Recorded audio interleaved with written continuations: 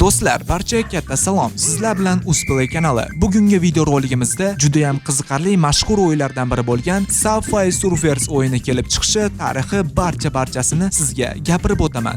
Agar video yoqqan bo'lsa like bos, yo'qsa men o'zim topib olib like bosdim.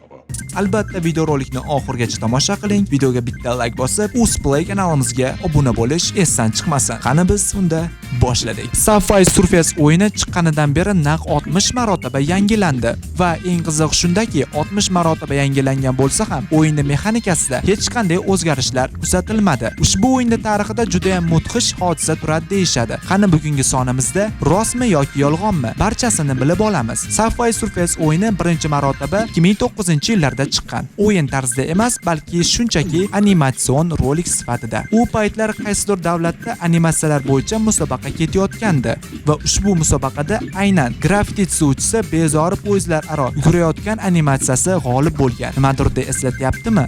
Albatta ushbu o'yin Subway Surfers edi va shundan so'ng g'arb tomonlarda ushbu o'yin haqida mudhish hikoyalar tarqalishni boshladi. Xuddiki mualliflardan birining o'g'li bo'lgan va xuddi o'yin kabi qochib poyezd urib ketgan va natijada mualliflardan birining o'g'li halok bo'lgan.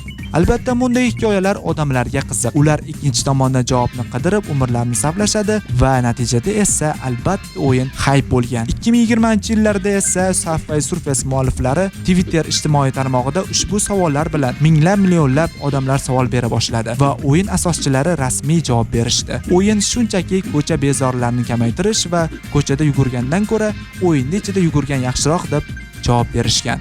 Holat esa aslida bunday bo'lgan. Esingizda bo'lsa, video boshida 2009-yilda animatsion roliklar bo'yicha konkurs bo'lgan dedim. Aynan o'sha yerda g'oyalar yaxshi bo'lganligi sababli hamkorlar taklif bilan chiqishgan va o'yin yaratilgan. Subway Surfers chiqishidan oldin esa birinchi o'rinda Temple Run o'yini egallab turgan. Albatta o'yin chiqishi bilan Temple Run o'yini asta-sekinlik bilan modadan qolishni boshlagan va eng qiziq shundaki, ushbu o'yinda 50 dan ko'proq lokatsiya, ya'ni shaharlar kiritilgan. Albatta sizni zeriktirmas uchun. Videoroligimiz shu bilan yakunlandi. Albatta videoroligimiz yoqqan bo'lsa, videoga bitta like bosing, Usplay kanalimizga obuna bo'lib, izohlarda qaysi o'yinda tarixini chiqaraylik albatta yozib qoldiring va Telegramdagi rasmiy kanalimizga obuna bo'lish ham esdan chiqmasin. Barchaga kattakon rahmat, sizlar bilan Usplay kanali bo'ldi.